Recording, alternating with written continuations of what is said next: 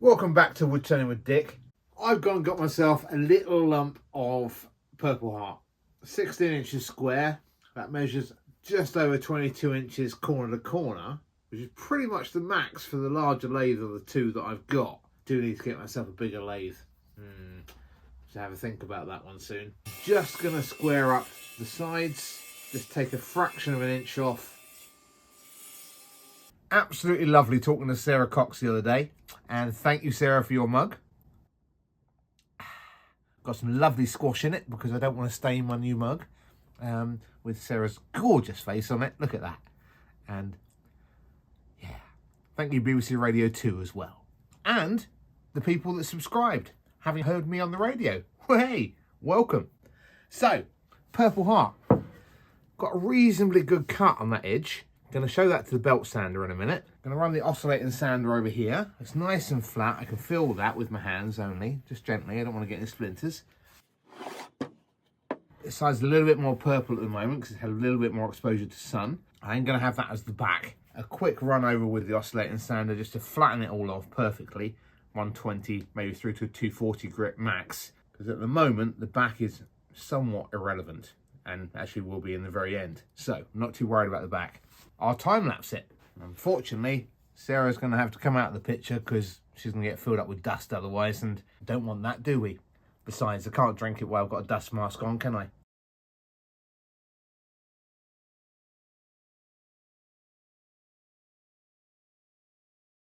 That's just... Ooh, take my earmuffs off. I can hear myself speak. Right.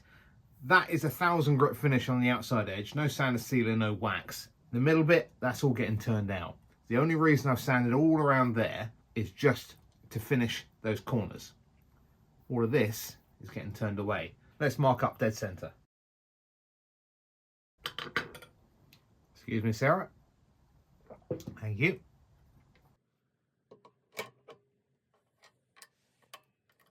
Are you ready? Is that coming across on the camera? Because that looks awesome.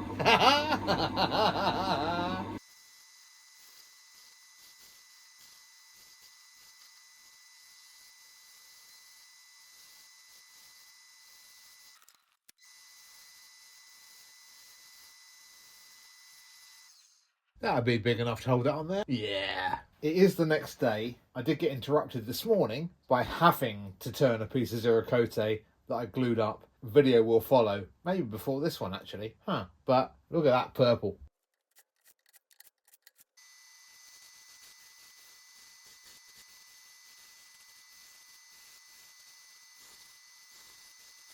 Look at that colour difference. It is amazing. And in what?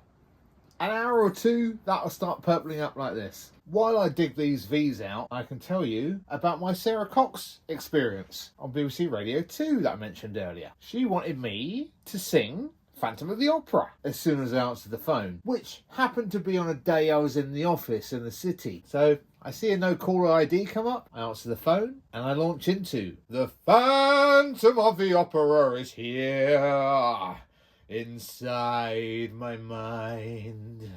And guess what I won? A Sara Cox Show mug that you saw earlier. Can't put it on the side of the lathe at the moment because, you know, it would vibrate off. I also got the pencil, so I'm really chuffed. I had a few of my own mugs made up. I am going to give one away with this video. That's as much as I want to do with the bowl gouge. Next is going to be skew chisel and parting tool. Haven't got far to go on those holes there, which is a relief. I've gone down reasonably deep. I'm going to go have some lunch. By the time I get back, that's going to be a little bit more purple. Woo! Sanded to 320 grit, sander sealer time. Bit of shellac.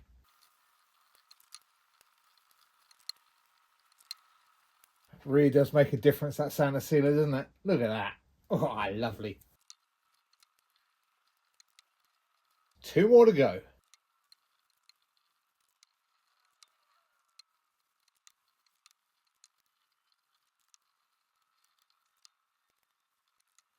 I think I'll get a photograph of that for the cover photo with a big question mark, as in, what the heck is going on with this?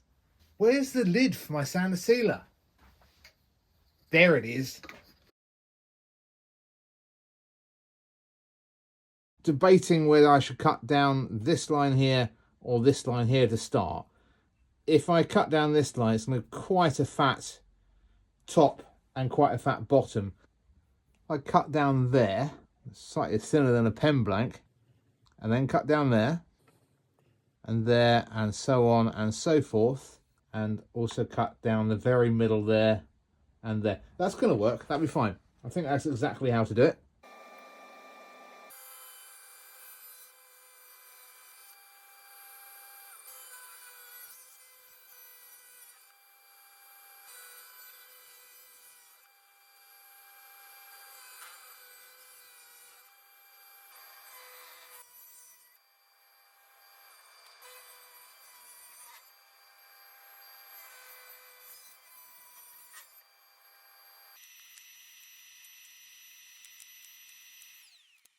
And now I've got to cut down there to make them all about as thin as this.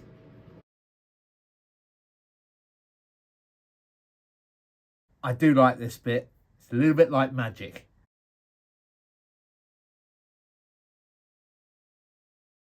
It's time to take it off to Lenore for gilding.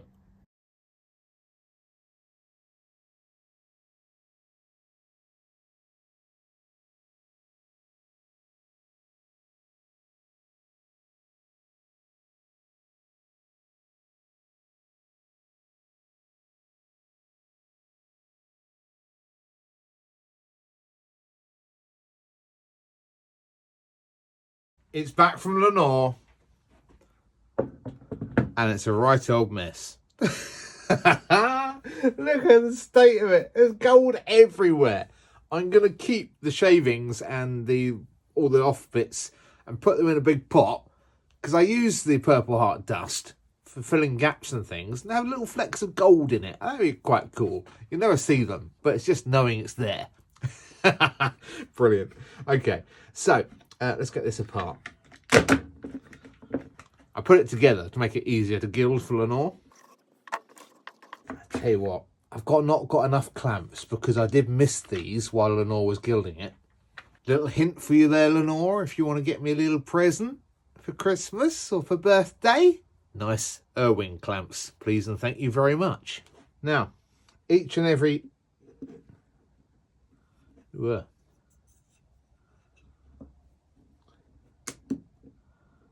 Ooh, that's the size that she puts on.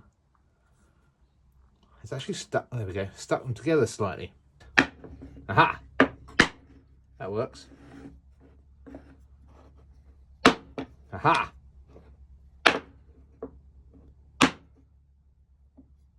Oh, right, that's a fat one. Yeah, the two middle ones are quite fat. I want to keep as much of this bowl as I could. Ta-da! Genius. Look at that. Not just a pretty face.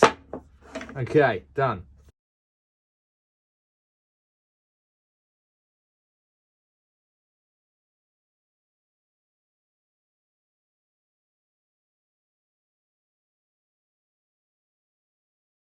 Woo! Halfway. Oh, man. Sanding fiddly little areas is quite arduous on the hands. I won't watch the rest of this bit. I'll come back when I'm applying wax to these pieces, and all in here, and here, and here. You'll see. It'll all come together shortly. Literally seconds for you, a while for me. That's halfway, and I need a little break. It's intricate work, you know? And obviously I've still got all this to sand. This is why they pay me the big bucks. You're right, okay. Not going to bother recording the sanding of the insides of these bits because it's just dusty and boring. But that's a lovely sheen on there. I'm really pleased with that. I was thinking of maybe trying something different shape-wise. You know, something like that. I've done one like that. You remember the bog oak and the rippled sycamore? That was really nice. I enjoyed that one. Maybe like an arrow. Actually, yeah, that turns out like a love heart, like I showed you before on the previous one, very much like this video. The other option was to stagger it much more. Hang on.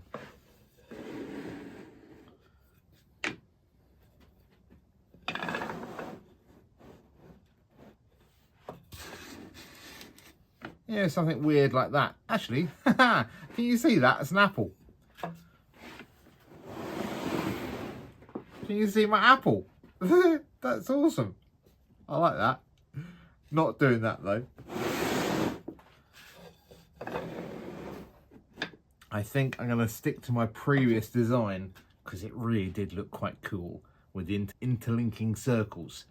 Right, I have been sanding and sanding and sanding, and to explain how much sanding I've done, backwards and forwards on a bit of sandpaper attached to this bit of desk, I've nearly filled this whole pot with Purple Heart dust. You can see my previous supply of Purple Heart dust has got a little bit low there, and that's topped up nicely, so actually quite happy about that. I've taken off all the overspill of gold. I've cleaned up any marks that might appear when they're all slotted next to each other. The frame you can see here, I've constructed. Got a perfect 90-degree angle here. Lovely. Another perfect 90-degree angle right there. I've measured across here, perfect to this measurement across here. The measurement that I've taken is exactly halfway to the centre to the end of that. Chuck that up there quickly and set these out how they're going to be glued.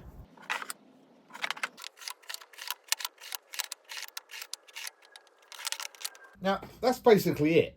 If you want to stop watching now you can, but then you won't get the details of the mug competition. This is my Sara Cox mug.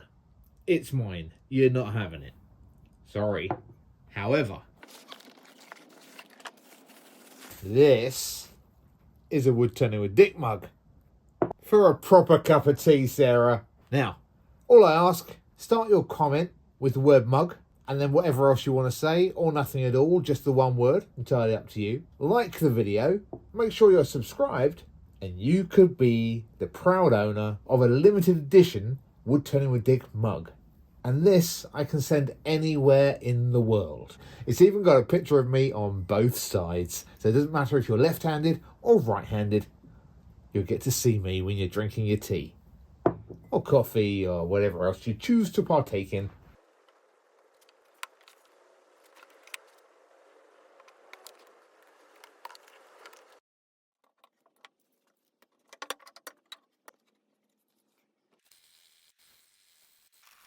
A simple French cleat made out of Purple Heart as well. Little piece I had spare laying around. That's a reasonably good thickness, nice and strong. I'm going to pop that dead middle at the top there. That piece will be for the customer's wall. And that I'll put about there, methinks. Just like that. And that is the back. It's going on the wall. It will do. I'm not going to spend another half an hour cleaning that all up beautifully. I smoothed off the worst of it. Well, that's my maker's mark and piece number put on it. Now I just need a box. One graphically coloured box with a little space for that to float around in. It's a snug fit, so bear with. In you go. Lovely. Now, while the pictures are playing, just in case you're one of those people that watch the start and skip to the end, there's a draw for a mug. And all you've got to do to enter is start your comment with the word mug. You can just start the comment with the word mug. Doesn't need to be any more words than that if you don't want to, if you're not a person who likes words. Some people love words, and I love words. But comment, mug, like, and subscribe. Simples. And I will send this mug anywhere in the world to the person that gets in the lucky draw. Next video is a little bit different in that there's no gilding and it's not my usual theme. You'll see what I mean, slightly off track, just for a change, because I like to mix it up. What can I say?